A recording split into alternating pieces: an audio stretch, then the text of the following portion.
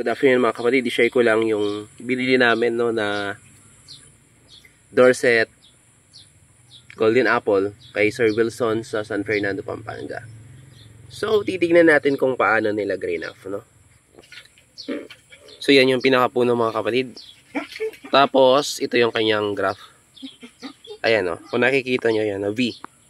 V yung ginawa nilang grafting. Kitang-kita naman sa sugat, eh. Ayan, no? Tapos, ayan na siya kalaki. So, kanina, kinuhanan na natin ng mga sanga.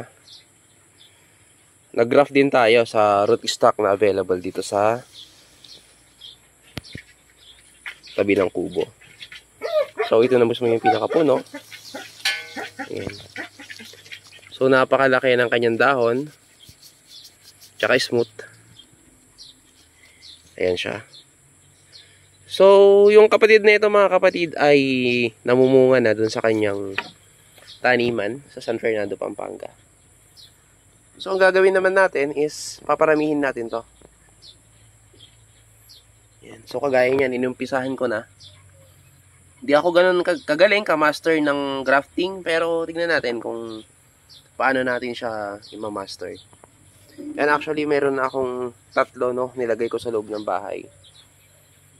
Yan. Kasi sabi ni Sir Wilson, bawal silang direct to sunlight, so nilagay ko muna sa loob ng bahay.